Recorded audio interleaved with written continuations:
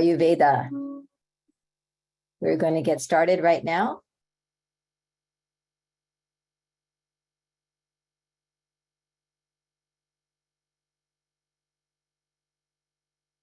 Let's see.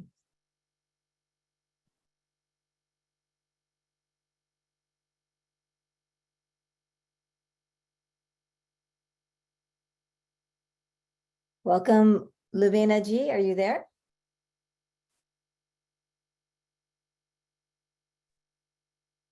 Hello, how are you? Namaste. Hello. Namaste. Namaste, everyone. Welcome. Welcome. My name is Shilpa Agarwal. I'm a fiction author and faculty at HUA. And I welcome everyone to please let us know where you are joining in from. I'm joining in from Los Angeles. Luvena ji, where are you joining in from? I'm in from Bangalore. From in Bangalore. India. Welcome. Welcome, everybody. So I would, without further ado, I'd love to introduce our esteemed faculty, Luvena Krishnamurthy.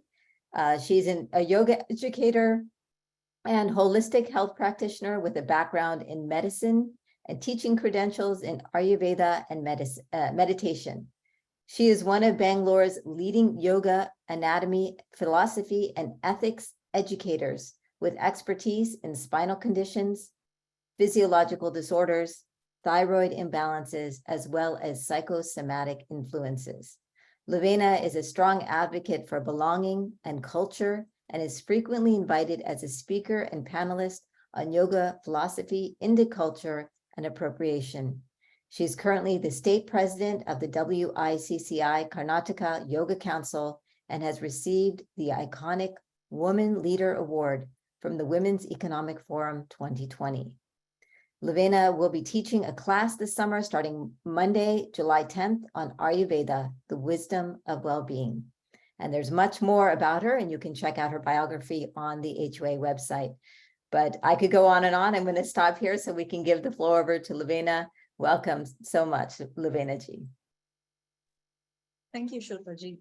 And thank you everyone for being here. And it's always a pleasure to speak at the HUA webinars. And even more of a pleasure to have the courses run quarter to quarter. And I think it's a privilege and an honor to be able to bring this ancient wisdom to all of you. In fact, I think I can see there are lots of people in here and, from all over the States. I usually will see somebody from India as well, but let's see, we haven't seen them yet. But yes, by all means, even this webinar is going to be interactive. So I'd like you all to comment and interact with me, engage with what we're speaking about, on the chat. And if there are any questions, then I'm sure Shilpa ji will be able to make note of them in case I miss some of them. So to begin with, we are speaking about the wisdom of well-being in Ayurveda. And, we're at a time where Ayurveda is so popular all over, all over the world. In fact, if when I was looking at some of the Facebook groups very recently, there are very, very interesting questions and topics that come up in all the groups on things that are beyond what Ayurveda speaks about or what Ayurveda has been known for over the last few years. So before I ask a very common question, which I'll keep it for later, what do you all think of first when you think of Ayurveda? I know many of us might be from the subcontinent. Many of us are from India originally. But when you think of Ayurveda, what comes to mind? And I'd like to see what you think of.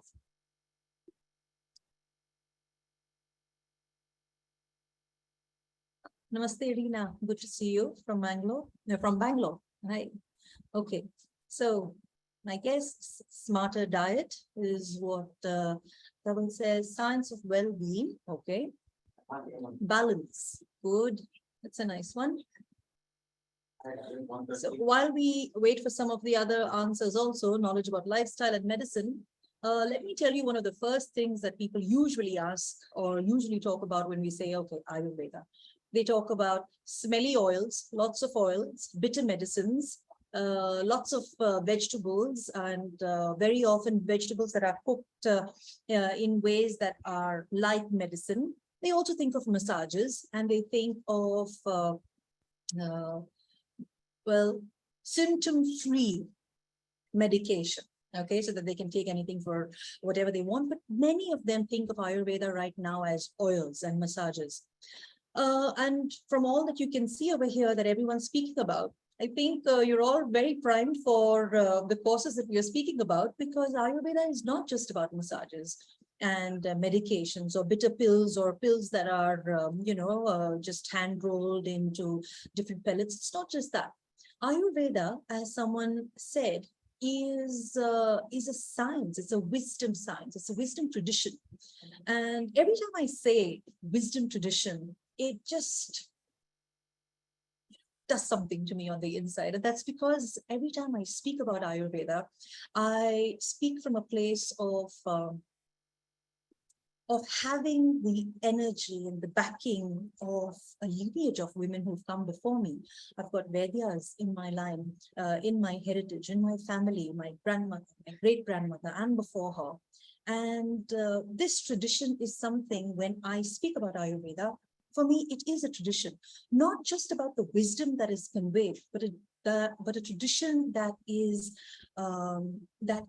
flowing in our veins as people of this culture. So, what do you know, or how do you think the word Ayurveda comes together? What is the meaning of Ayurveda? To see, sometimes in the webinars we have students who have been there in the past, and they would know this answer and they would come in. I don't know if I can see anyone there, but Ayurveda, what does Ayurveda mean? Life, is life, knowledge of life. Okay, so longevity. Okay. Ayurveda is a word that is formed by two of the root words. Okay, there is Ayuhu and Veda. And Ayuhu, if for those of you who are familiar with Sanskritam, it is Ayuhu with the visarga at the end, and the next word Veda. And the sandhi, or the combination of these two words, Ayuhu and Veda, the rules of combination will turn that visarga, the aha sound, to r. So it becomes Ayurveda.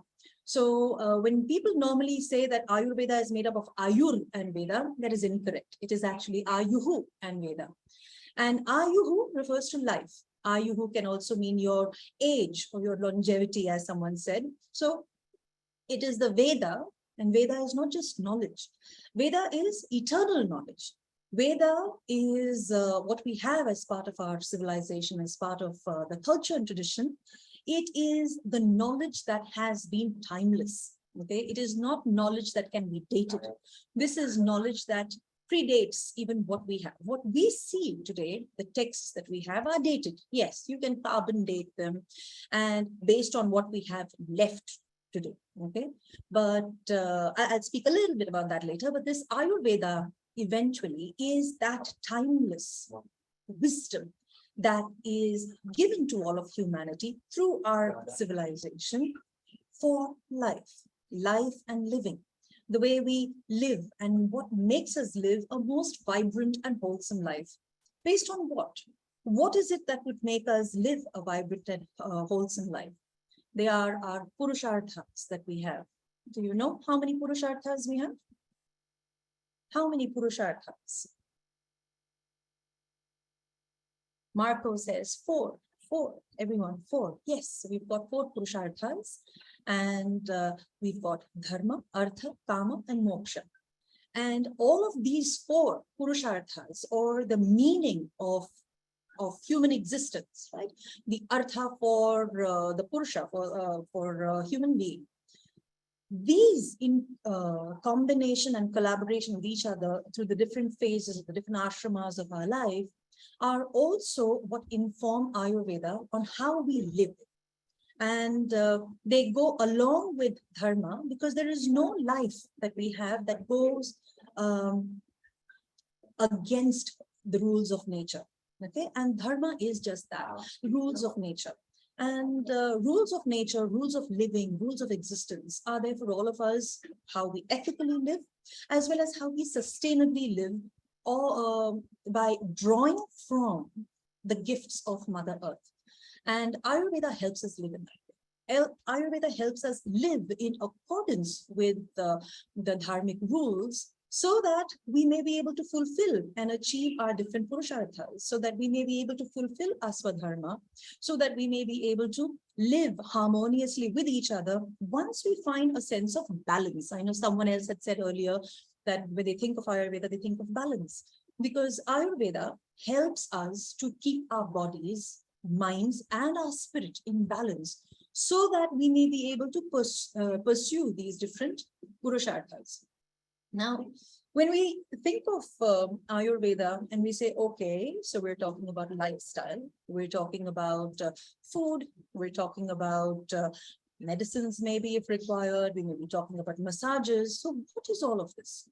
All of this is the utilization of different gifts of produce and products that are derived from the earth, and as well as all the different energies around us, so that we may keep our bodies in balance as they are constantly changing.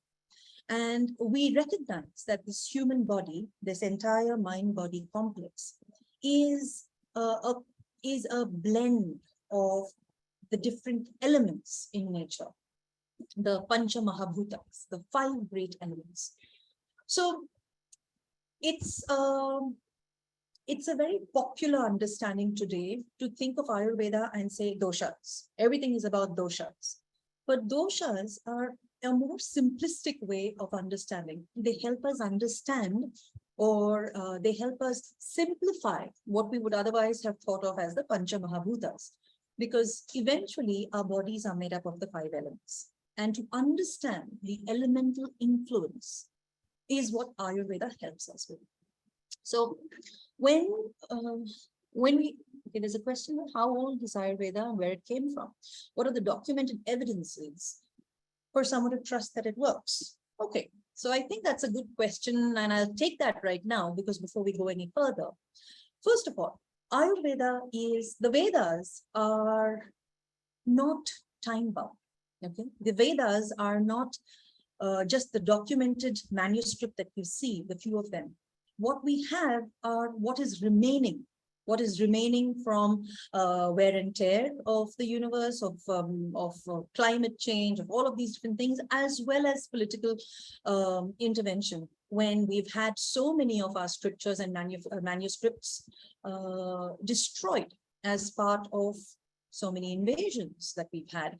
And we've lost a lot of the documents. And at the same time, we also or what has remained today is a remnant of what has been saved and safeguarded by our ancestors. If we have any of these Ayurvedic scriptures today, they're just a handful of what is remaining, or what has been left behind, what was safeguarded, even by sacrificing their lives. I know that many of our ancestors have died or given up their lives in order to preserve and protect what we have today.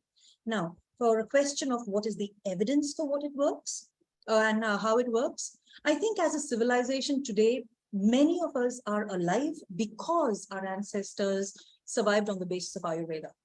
Allopathy came much later. Yes, there is use for it. Allopathy did save, and it still is something that all of us go for when we have any kind of an acute condition. There are lots of things that Ayurveda is not your go-to system of medicine. But the fact that it works is because we are here today. My ancestors lived because of Ayurveda. Not just my ancestors. Today, my children, I've got 3 children. My children, my friends, my parents, my siblings, I myself, I know that Ayurveda works because I have tried it. Yes, when it's required, we also go for allopathic treatment. But to say that what is the evidence? The evidence is that those of us who are still living, who practice it, because it is a living form of a wisdom tradition and a system of medicine, which is not necessarily a system which is to cure something. Okay, it can cure, and it does. but it is not necessarily a system. What we are speaking over here is the ability to give each of us the autonomy and the agency to take care of our own well-being, the agency to look after our own selves. So if we have to look at the political side of why we are questioning this today, in ancient times, Ayurveda was a system that was given to all families and to all citizens of any place in India. We were given the opportunity to understand what we require to keep ourselves healthy, to keep ourselves well and able to perform everyday activities. Now, as part of the different invasions and even the colonization, this ability for a nation or a community or a society to take care of herself was considered a threat. It was a political threat to allow citizens to be self-sufficient and self-reliant. And that autonomy was then taken away by starting to label Ayurveda as pagan worship or devil worship or any of these things. And it was considered illegal. It was, where we had so many of our practitioners killed for practicing witchcraft. And it was demonized. The practice of Ayurveda was demonized completely. Now, when the practice is demonized, or if it is labeled as illegal, and people need to survive, people need to live, and then when people fall ill, they need to also get better, another system of medicine, which was considered to be curative, and it works in its own right, was given more precedence. Now, when you have multiple generations of demonization of a particular system, it becomes ingrained in a people. Okay. And today in India, while we do have Ayurveda very strongly running side by side, it is not given the same accordance as allopathic medicine, even though, there are many side effects and, there are people who actually live through the benefits of Ayurveda as well. Now, for evidence, the way Ayurveda works is very different. The Ayurvedic approach is very different. The Ayurvedic understanding of how you approach health and wellness is very different. It's a consciousness-based system of healing and wellness, whereas allopathy is a more systemic, more evidence-based, symptomatic approach. So where you're looking at a symptom and you're saying, okay, now I need to get rid of this symptom, and this is what you can take. You can take this antibiotic, you can take this antipyretic, you can take this analgesic. The difference in the Ayurvedic approach is, Ayurveda says that by the time I see the symptom, there are already many stages of the disease that have passed, right? Ayurveda looks to rectify the imbalance right before a symptom can even be visible. And that level of intervention, that level of acute or astute understanding of an individual, of themselves, puts people on a very introspective way. And as you can tell, the times that we are living in, people are very at a distance from understanding themselves. And that's why Ayurveda is making a comeback. Because as a people, globally, people are more evolved. People want to be in charge of themselves, not necessarily take complete charge where they completely disregard doctors. No, that's not what we're doing. We're looking at having people be able to take care of themselves and not fall ill in the first place, right? When they do fall ill, we're not telling them not to go for medical treatment. But what we're looking at is having people who are healthier, people who are well in their bodies, in their minds, and overall have a mind and body constitution that is very balanced, so that they can go about with all the things that they're supposed to do in life. Work, make money, be successful, have healthy relationships, and eventually move on to more spiritual pursuits. So, I want to come back to the evidence.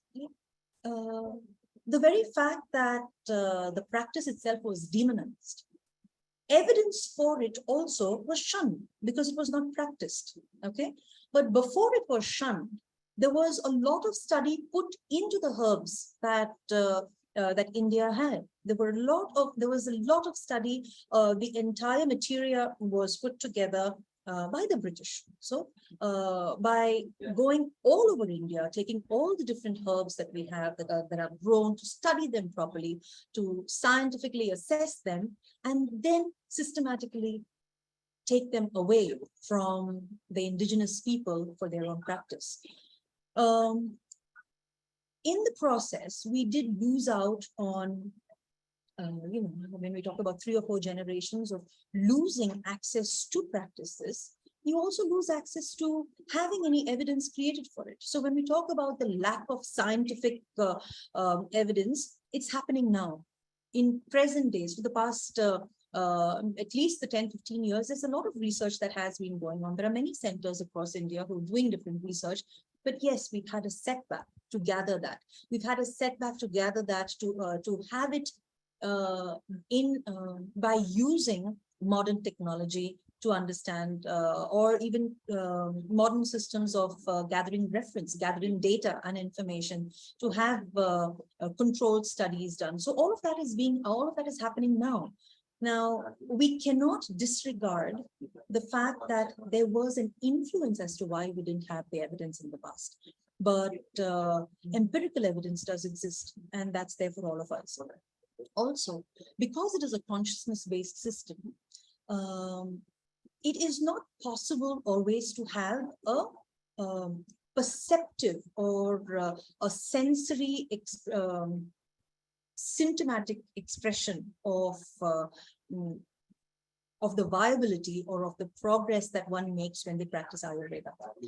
For example, if I just tell you, or if we, there are days when we just feel, no, we don't just feel right. We don't feel okay. We don't quite feel, we don't have a fever. We don't have a cold. We don't have any body aches. We don't have anything. But if you've asked someone, how do you feel? You just feel a bit off. Now, if you go with that off feeling to a physician, what would they tell you? They'll probably give you a blood test, and they'll give you all the possible tests and say, no, everything is fine. You don't have any symptoms. You don't have a fever. You don't have any pain. There's no inflammation that we can see. So what's wrong? Right? So nothing's wrong. So here, maybe you can take some multivitamins or drink some water, get some rest, maybe. Or they say, no, nothing's wrong. Here, have some paracetamol. You'll feel better. But that feeling of, I'm a little off, cannot be pinpointed in an allopathic observation. But in Ayurveda, we can. In Ayurveda, we do feeling and say, okay, I think I know what's going on, right? Because that feeling for one person will be very different from the feeling for another person. Because the Ayurvedic practitioner or a physician is able to look at the different people, understand what their prakriti is, understand what their nature is, or as I usually talk, give cookie examples, understand what their unique cookie recipe is, and say, okay, in your case, I think there's a little bit more of the flour, or in your case, there's a little bit more of the sugar. And this might be why you're feeling off. So this is what we can do to bring yourself back into balance and try to offset that feeling, right? So this is the difference. You can't quite categorize this qualitative shift that Ayurveda addresses from the quantitative symptoms that one notices in an allopathic understanding. So in this program, in this course that we are doing in Ayurveda, the Wisdom of Wellbeing, that we'll be having in the summer quarter, what we'll be doing is looking at all the different, the theoretical concepts, the fundamental concepts of Ayurveda, and help to and look to understand them better so that you can already apply them. At the end of the program, you would have a very good understanding of the basic concepts, the fundamentals of Ayurveda, the fundamentals of health, well-being, the 3 doshas, the Pancha Mahabhutas, all of that, and also be able to assess and understand your own prakriti, that is your original recipe of how you are made, your nature, and recognize when there is an imbalance, and that is Vikriti. So we'll be able to look at Prakriti and Vikriti throughout the weeks that we'll be studying this program.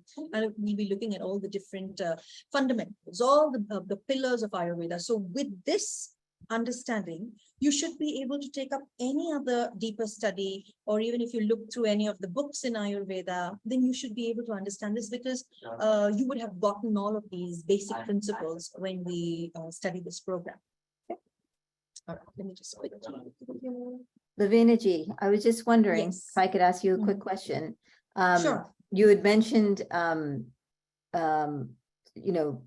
Ayurveda also connects to the energies around us. I'm wondering what the connection is between when you talk about understanding this imbalance before maybe it even becomes manifested in the physical body.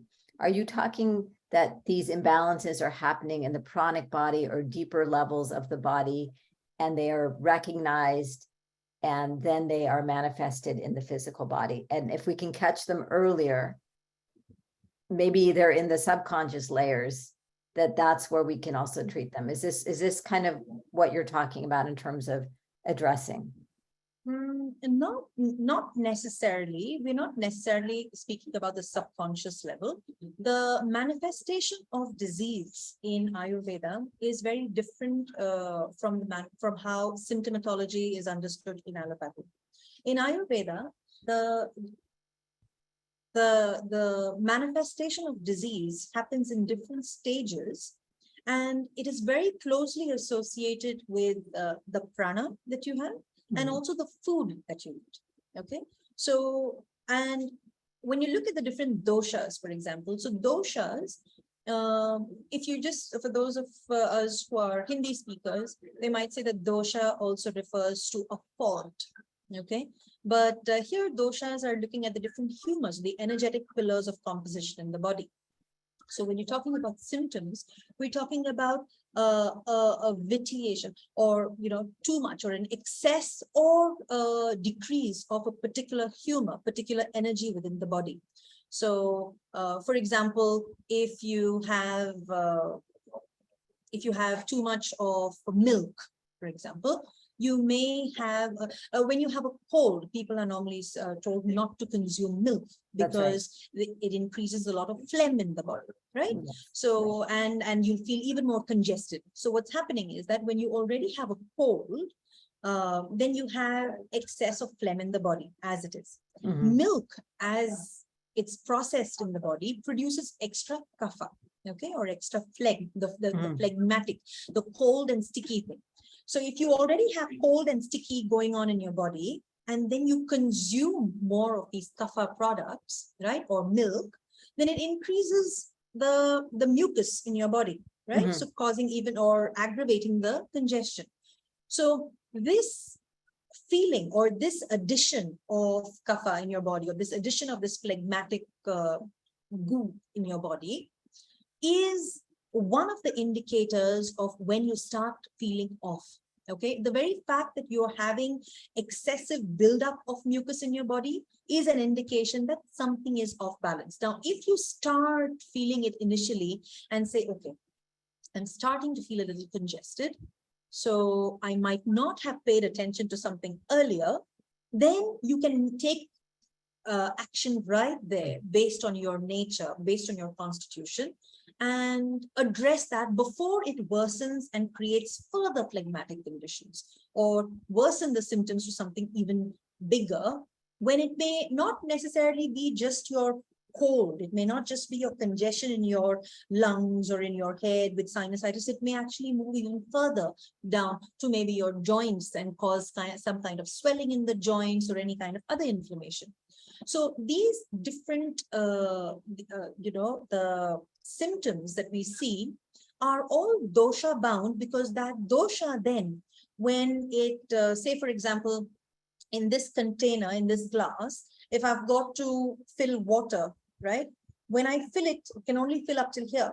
But when I overfill it, it will spill over, right? Within the body, in certain containers, when your dosha stays there, it remains contained. But if you bring more of it, it will spill from that space and go to other places where it's not supposed to be. And then you have symptoms manifesting in other areas.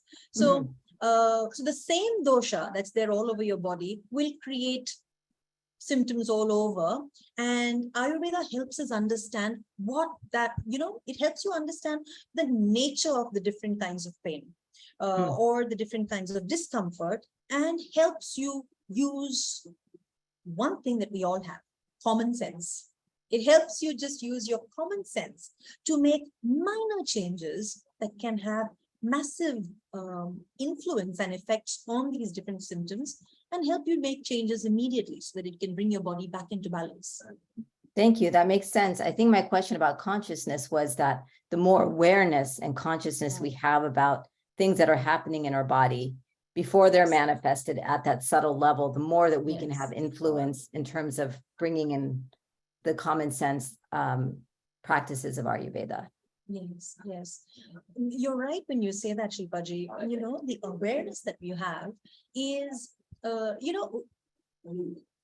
a consciousness-based system, Ayurveda is so closely related to our spiritual understanding of ourselves. You see, the more you get to know yourself, the more intimately you can communicate with yourself, right? And you can communicate with yourself at the earliest signs of of any kind of imbalance. That the sooner, and it doesn't happen immediately, but then the more you practice it, and the more you get in tune with yourself, then you can pinpoint just when it's about to start. It can be right from something like, okay, I'm thinking this way now, I'm not as sharp, I'm feeling a little lethargic. That's already a sign of an imbalance. And then you say, let me fix it right now, before it actually manifests into a more grosser system or a grosser symptom in the body. So you're absolutely right. It is a constant state of communication with ourselves. Yeah, that's incredibly powerful because, as you said, it gives us more agency as human beings over our own health. And I think that that's very powerful. Yeah, thank you. Would you like to go to some of the questions that are in the Q&A? Yes, please. I would. Let me. Okay, so let's see, one guest. Oh, Sonalji, I hope you were able to stay in the Zoom now. So let us know if you have, just send me a private chat if you're still having connectivity issues. Thank you. Let's see, HDG said, agree that allopathy is not the answer, but it shows documented cause and effect of different medicines and procedures. There are trials done to reach these conclusions. What's the equivalent, or is there any to such trials? I think, Lubena Ji, you already talked about that many trials are happening in the kind of Western scientific model in terms of understanding Ayurveda at many universities here in the West as well. But I think also that it brings up the question of how do we understand knowledge? And in our system, it wasn't through these research methodologies, but it was, as you were saying, through the self. The evidence was in the health of our ancestors, in the health and well-being of the people who are doing it. So I think that's an important marker as well. Yes. And also, if we look back into the scriptures, if we look at the Charaka Samhita or any of the Samhitas, even the Shushruta Samhitas, we'll find that a lot of modern diagnostics and modern procedures were done in the past. So we have the Ashtanga of Ayurveda as well. We've got 8 different limbs or 8 different specialties, super specialties as well of Ayurveda, including surgery, plastic surgery, ENT, gynecology, pediatrics, and psychology or psychiatry, in a way that it goes even beyond just looking at the mind, but even into the spiritual realm of everything. So they did study and they did have all of these. Now, if you say, why didn't progress today? We know why. It wasn't allowed to. So it's there, and we just can't go back and say, okay, what if? Now it just does remain as a what if. We don't know, and we're just taking on from there now. Yes. Great. Thank you. Lubena Ji, is there someone talking in the background of in your house? Because you're the only person aside from me that is unmuted.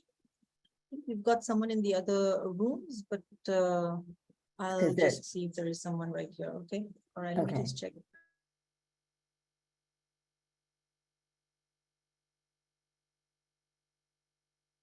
Okay. So I did my mom thing. Okay, thank you. Okay. Thank you. Okay, here's Alright. a question from Keshav G. I've taken a course on essential nutrition, which is a class at HUA, I believe. Will this course be a duplication of that course? Do you suggest that I should take this course or not? Okay, so I'll answer your second question first. If I should suggest you should take this course or not, I suggest you should take this course. Okay. If it's going to be a duplication of that course, no, it isn't a duplication of that course. In essential nutrition, we do speak about nutrition. We speak about cooking methodologies. And there are food, there are recipes. There is you've taken the course and you know what's there. But of course, we are talking about many similar concepts. But in this course, we'll be looking purely in terms of theory. It's a theoretical, non-prescriptive and non-diagnostic course. But we'll be spending more time in the theory and the pillars of understanding it. And we are not touching up on food. I mean, we'll be speaking about food, but not necessarily in every week. So we're not talking about, how to cook it and the cooking methods and all of that. We won't talk about that, but we will be spending sufficient time on understanding why nutrition, why eating a particular way, the different ways of eating all of that, right? So that is what we'll be doing. So there is a marked difference. Similarities will exist because both of them are talking about essential elements of Ayurveda, but they are very different programs as well.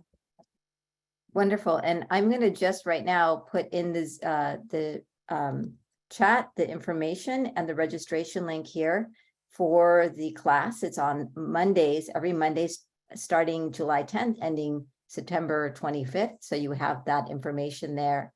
So here's a question from K. Umu Gupta ji. What is your opinion of Dr. Chopra? That might be a long question. You don't have to answer it, but. Well, I think I'll pass that. Okay. Okay. Yeah, I don't think it's fair to give opinions of other people. I think Yes, we'll fair just go enough. on with Fair what we're enough. doing. Great. Question from Amichi. Can Ayurveda help with a mental imbalance? Yes, Amitji, Ayurveda can help with mental imbalance.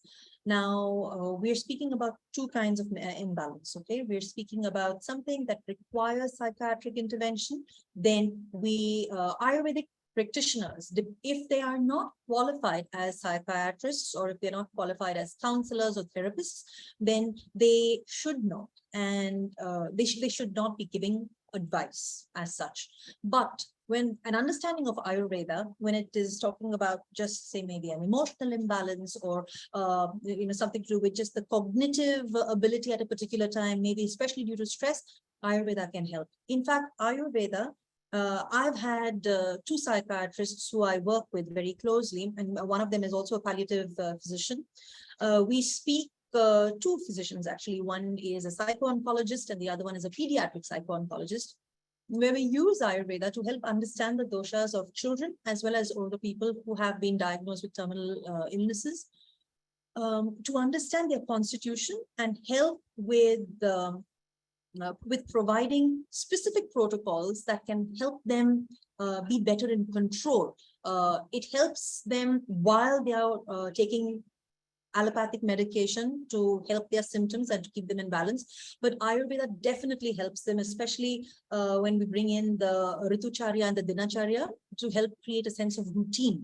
And this is what we'll be speaking about in this program as well. We will be speaking about Ritucharya and Dinacharya to help us bring different kinds of routines and systems or establish some kind of a routine in our lives, regardless of what our dosha or what our Prakriti is. So to answer your question very simply, yes, it can help. Wonderful. Here's a question from Davalji. Just to understand, could you please share details, links for the control trials Yes, I And think you can look up. I think yeah, you I can think look it that, up. You should be able to. PubMed also has a couple of has many trials that have been put in there, and so you'll find them online. So I won't be able to put them over here for you. yes, I I want agree. to Okay, leverage let's, as much Ayurveda as possible. What are the can, aspects of I'll Ayurveda? just read the question out loud for folks. Can Ayurveda and allopathy complement each other for certain illnesses, or are they incompatible? They are very they definitely can complement each other. I remember when I was a child, people used to say that, oh, you cannot mix allopathy with your homeopathy or Ayurveda, and I realized today why. Okay, but these are complementary systems according to some methods or perspectives. They do complement each other, but it is in the best interest of the patient, if we're talking about patients here, that both physicians whom they are consulting, the Ayurvedic physician as well as the allopath, are familiar with Ayurvedic preparations. And when you're going for something that's going to be a treatment, then it is better for you to go with a registered Ayurvedic physician who is also familiar with the Western medicine. Now, I can assure you that when Ayurvedic physicians are being trained, they do train, or they are given an understanding of allopathic medicine. The opposite, however, or the reverse is not true. Allopaths who study medicine are not trained in Ayurvedic preparations, and so we also have other myths flying around that Ayurvedic medications have a lot of heavy metals and toxicity that's going on. That's a problem. The thing is that in present times, we do have Ayurvedic medicines that are prepared in very strict and stringent facilities. And yes, we do have, the inclusion of certain heavy metals in certain preparations, but not at the level of, for it to be completely toxic.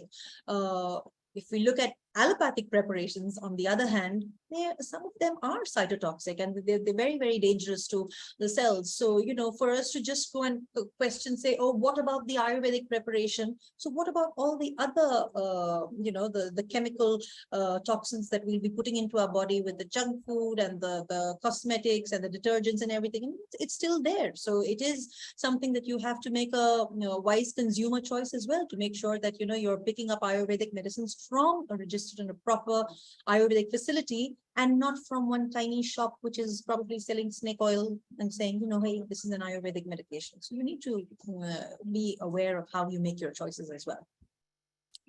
Follow up on that question of Ayurveda Mhm. and allopathy. I'm just wondering, in terms of acute versus chronic illnesses, Luvena ji, if I know that Ayurveda is very good with chronic illnesses, because it kind of goes into the layers. But what about an acute case? What would you say in terms of that? So again, for an acute case also, it depends on the stage of which stage of the manifestation of disease that particular symptom is. Okay. Right? So sometimes you can, but sometimes you really cannot. Sometimes the chronicity of the disease has progressed to such a stage where that acute symptom is not possible. And for that acute symptom management, you do need allopathy. At that point in time, Ayurvedic doctors very openly and with a lot of humility will tell you, we cannot do something. Right? There are many cases where they say we cannot do something, but we can help you improve the quality of your life. But to manage the symptom, you'll have to go for an allopathy. That so makes you can sense. do both of that. Yes, that makes sense. Okay. I'm going to go to, let's see, I want to leverage as much Ayurveda as possible. What all aspects of allopathy can be covered by Ayurveda and what not? So is the question that moving, I'm not sure I understand this question, but it seems like it's about moving to shifting one's health to Ayurveda so that the reliance on allopathy is less. And I think that probably is over time that you can start making those shifts and incorporating what you said, what you're going to be teaching, the rhythms, the different self-awareness, all of those. And as you do that, you can make these shifts more, is what I'm understanding. Is that correct, Luvena ji? I would think so as well. I would think that what Dhavalji is asking is if you can shift and how you can leverage Ayurveda for it. I think whenever you're moving from one system of medicine to the other, you need to keep your physician involved so that you know how to minimize any kind of discomfort or any kind of a risk in that shift as well. Right. And like I said, sometimes Ayurveda may not be what you require if allopathy is going to be that provision for you for the relief of your particular symptom. Right. So again, this is a very broad question and it's a bit vague. So I think we'll move on to the next one. But if there's something more specific and you want to clarify, then you may please ask. If we have time, then we can take that on. Yeah. Great, thank you. Jayashriji, this is not a question, but a comment. Ayurveda stands on its own by itself. We don't have to compare or justify it in terms of any other from ancient times, like Unani or others. So it holds its place without modern Googleized medical understanding as common sense. Okay, thank you, Jayashriji. Next question. This is from David. There have been criticisms of Ayurveda. Okay, you've answered this one. Thank you very much. Prashantji, what would be the current state and advancements in Ayurvedic science if the loss of Ayurvedic knowledge during historical evasions had not occurred? That's a what if. That's just something that, we can just imagine if we didn't lose all of that and we don't have loads of our documents sitting in European museums with no access given back to us. In fact, many of our people who could even read those texts today don't exist. We can't even read some of those scripts. It's lost knowledge. And just imagine with what we have remaining, if we can do this much, if we had more, then I think it's a rhetorical question, Prashant. Yeah. Okay. I think this question you've answered. Will the course explain different doshas? Yes. Yes, most definitely. We will be speaking about the doshas a lot. Great. Does Ayurveda help cure specific types of early stage cancers? How does Ayurveda work at the genetic level? Okay, the second question, how does Ayurveda work at the genetic level, is very technical, so I will not answer that right now, and it won't necessarily be answered in this course, okay? Because in this course, we're speaking a lot of the fundamental questions, but does Ayurveda help specific types of early stage cancers? Yes, there are many, many forms of cancers that have been, that have helped in early stage, in fact, up to stage 3 even, right? There are lots of people who have had both bladder cancer and, throat cancer as well, where people have actually gone into remission with the Ayurvedic treatment. And also many people who have had chemotherapy, right? Or even after their chemotherapy and even radiation therapy, use Ayurveda to help detoxify the system. I know that I personally know someone who was given a very, very poor prognosis by their surgeon. And he saw her after 8 years and doing very well. So Ayurveda does help. We know of specific cases, but early stage cancers, most definitely it does, right? Now, but again, you need to work with physicians, especially Ayurvedic oncologists who will be able to help you better. And there are these specialists. It's not someone who's just there. Ayurvedic oncologists do exist and they do brilliant work. Incredible. That's amazing to know about. I'm just going to launch the poll for everybody here. So in the meantime, the poll is going to be up. Please just answer if you're interested in enrolling in this amazing class by Levena that she's going to be teaching. And we'll go on to the next questions here. Does Ayurveda have anything similar to immunotherapy, at least in the early stages of various cancers? Honestly, I'm not an expert in that. I do have personal interest because someone very, very close to me has been diagnosed with stage 4 cancer. But I am not sure. So I don't think it would be right for me to answer in the positive or negative. I do not know. Okay. So, I mean, that's an interesting question. I would like to know myself, but thank you for that. Thank you. Okay, so how do you compare Ayurveda to homeopathic medicines, which are also very old and also practiced in some Western civilizations? Yes, Ayurveda is older. Ayurveda is older than homeopathy. I have studied homeopathy as a minor when I studied holistic health. They both work.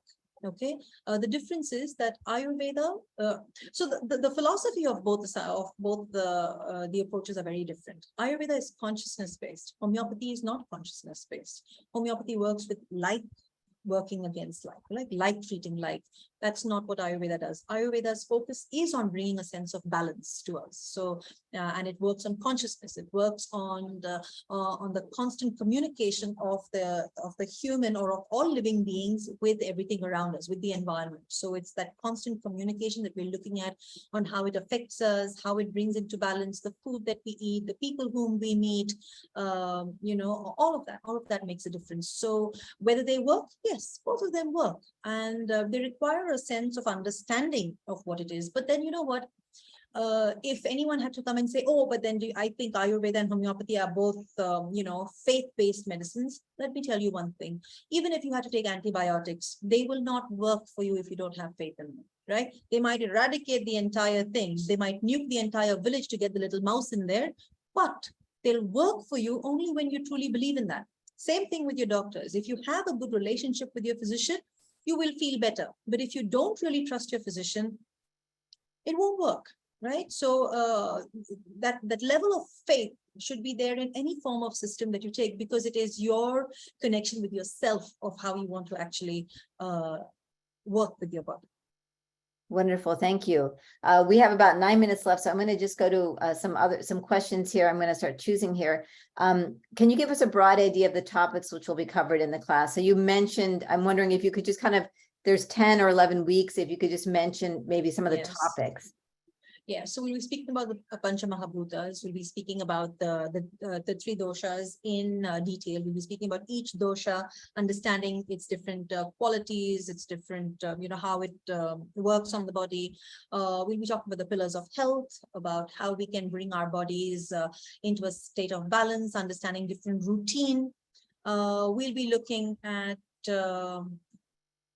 how food actually helps us, the different tastes that we have, understanding how we can actually look at all the different cleansing practices. So we'll be looking at all of these different things along the way. And all of them also have an interactive or a homework that that allows you to practice this for about a week. So it becomes interactive and experiential as well. Wonderful, thank you. Are tantric practices also used along with Ayurveda? I read from a book, The Wellness Sense, that yoga, Ayurveda, and tantric practices together can cure many diseases.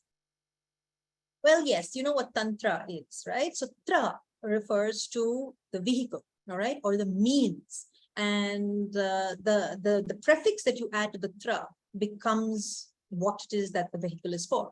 For example, when you say mantra, then it's the vehicle that works or navigates your mind.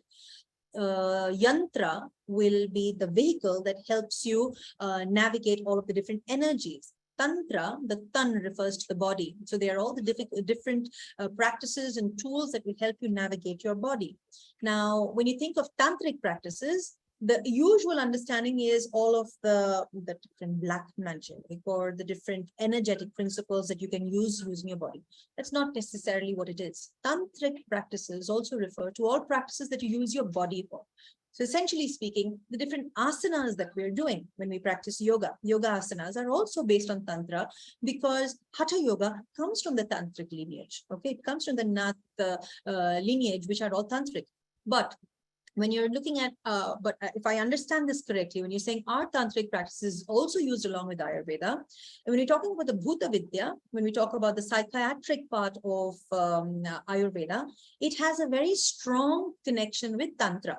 Okay, and tantric practices are used to understand psychiatric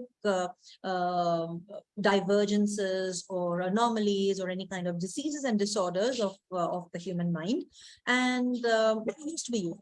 Today, you'll have to excuse myself. They usually come in the middle, but Tantric practices today are largely found in Nepal.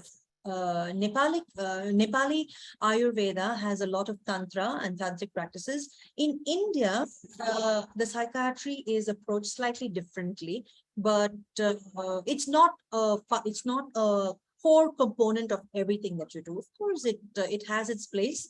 I don't practice the Tantra in Ayurveda, so I don't have anything further to add to that.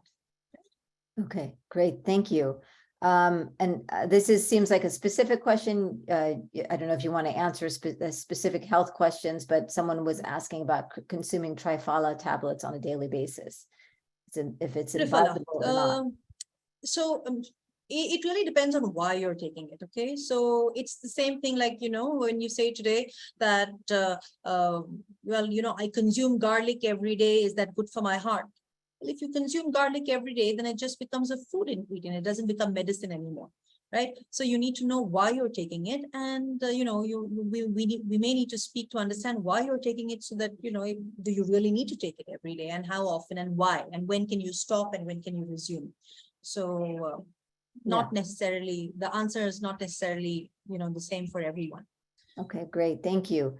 So here we have a question. I'm concerned with the slow effect of this science. I think the question is about that Ayurvedic remedies can take time in the body to help the body regain balance. It can take time if you address a symptom, or you notice the symptom much later, right? The moment you start getting more in tune with yourself and you start recognizing an imbalance earlier on, then you'll be able to find a quicker effect of an Ayurvedic intervention. Great, thank you. This one, we've talked about cancers in Ayurvedic medicine, and you mentioned that there are specific oncology Ayurvedic doctors that might be a better person to answer that. So we'll move on. And here's a last question. In addition to acute issues that allopathy might be needed for, what are other examples that Ayurveda would not be able to assist with that allopathy will be necessary?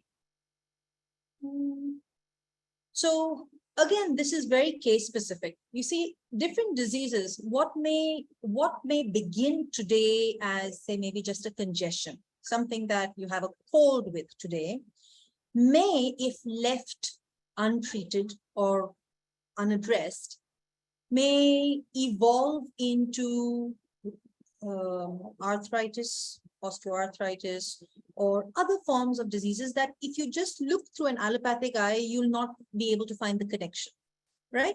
So one symptom, if left untreated, may progress to create another symptom in a completely unrelated mainstream medicine system of looking. So when we look at systems in allopathy, you look at a very systemic way. You go to a hospital or multi-specialty hospital, and you'll find a cardiologist and an orthopedic department and a gynecologist. You'll find all of these different ones. But in Ayurveda, you actually look at the whole body as a system, right? You look at it in totality. So symptoms that may be acute today might have actually originated in another system earlier.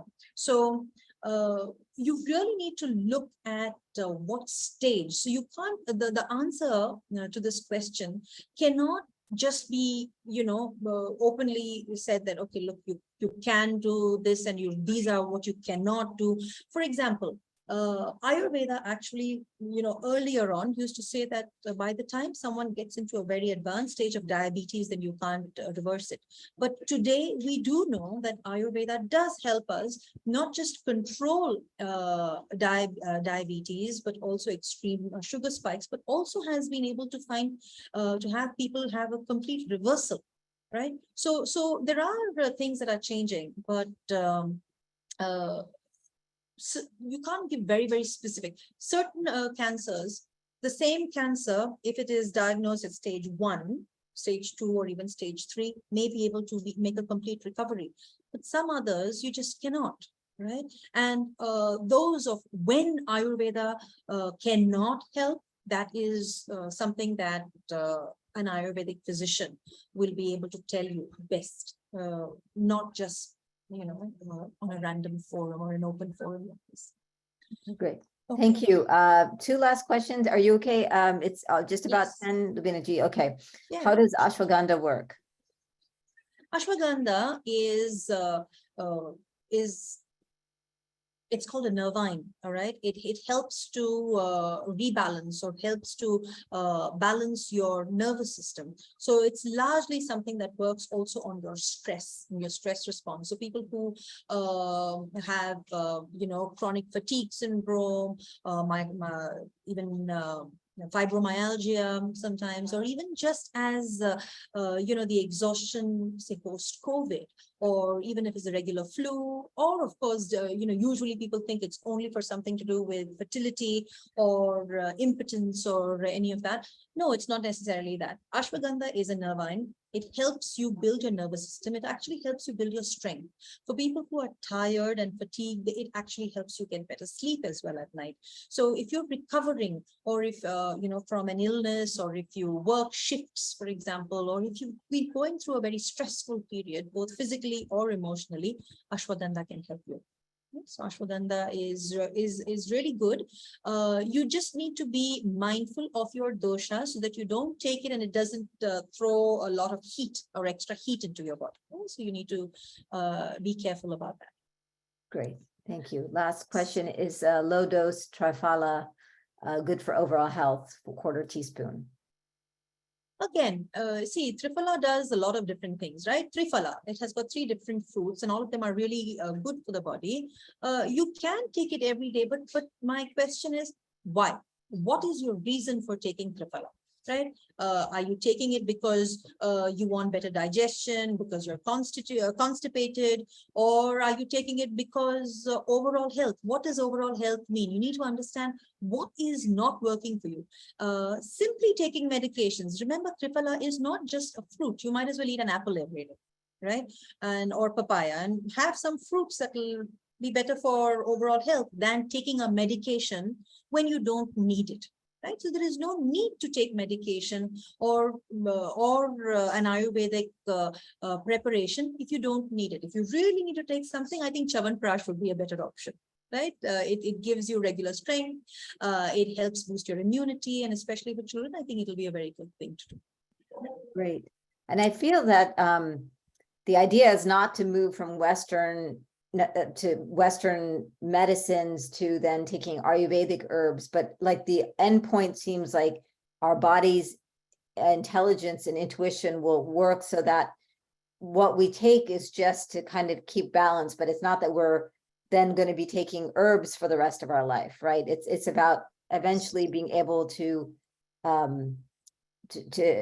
be in balance, that we actually don't need anything, or maybe once in a while bring that intelligence in.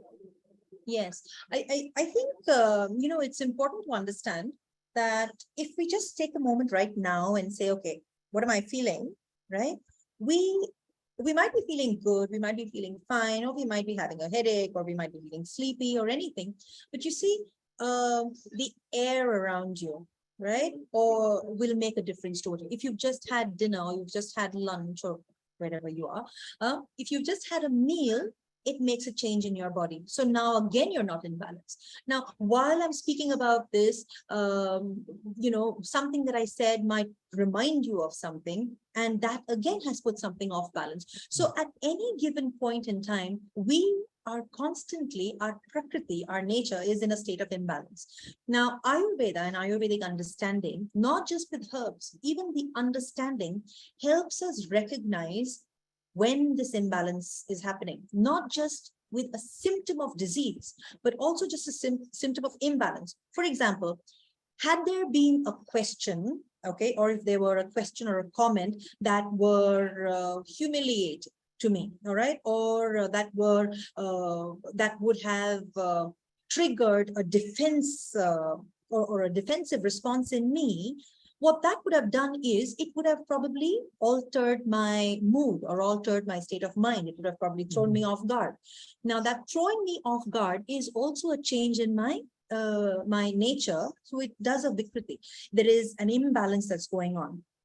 Ayurvedic understanding for me will tell me, or will help me tell myself, okay, Luvina, this is your dosha. This is how you're behaving. This is how your reaction has been to this question. And now that you know yourself as this is what it is, so this is what you need to do to bring yourself into balance. You're speaking on a webinar, so you can't really lose it. This is how you need to do. And this is how we bring Ayurvedic understanding, not just as symptoms, not just for disease, but also interpersonal relationships, right? You look at the person in front of you and say, okay, I am a Pitta and this one is a Kapha.